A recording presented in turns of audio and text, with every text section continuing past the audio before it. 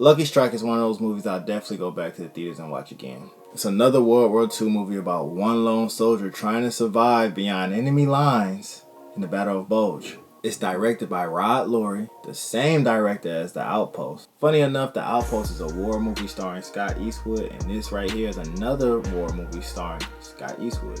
It also includes Colin Hanks, the son of Tom Hanks, so I thought that was a really cool piece of history that we got Tom Hanks' son and Clint Eastwood's son in one movie.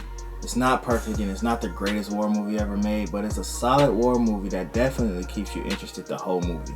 Watching the film, I definitely was thinking to myself, I really want to see how this whole thing plays out. Scott Eastwood really carries this movie. A lot of it is him just alone and injured and trying to survive, and that's not an easy role to try to pull off. I thought he did a really good job carrying the weight of this movie. My biggest issue in this movie would be the dialogue. It wasn't bad, but it wasn't great. I didn't leave the movie theater thinking to myself, wow, that was a great scene when it came to the dialogue.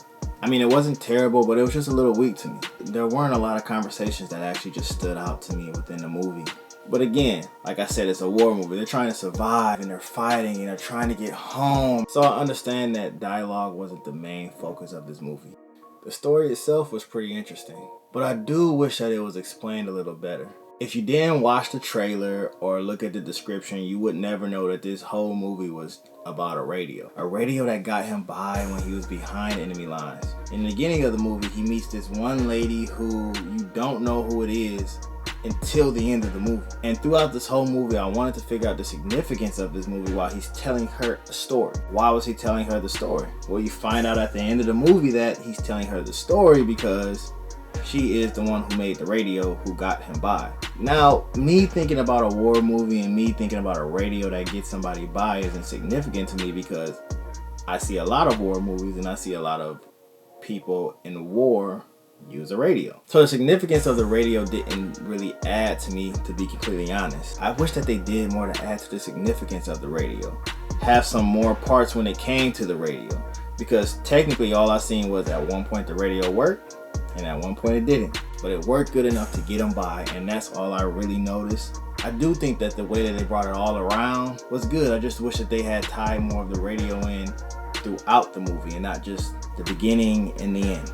But when it comes to the cinematography, I thought the movie looked great.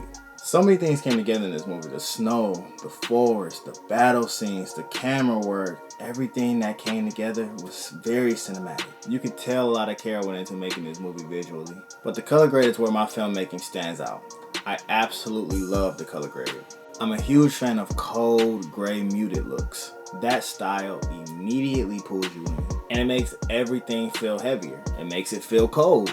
And you can really feel the loneliness that the soldiers are experiencing. It reminded me of movies like Saving Private Ryan or 1917, Fury, or even The Gray. Those movies all have gritty gray color palettes. And that's something that I've always noticed as a filmmaker. So I thought Lucky Strike did a really good job at creating that atmosphere. My final thoughts overall was good performance, great cinematography, beautiful color grade, and interesting story. My only issue was the dialogue, but again, like I said, when it comes to a war movie, minimal dialogue isn't a big deal to me because it's just that, a war movie. So if you're a fan of war films, I'll definitely go to the theaters and check this one out. My final rating for Lucky Strike would be a 7 out of 10. Let me know in the comments what you thought about this movie.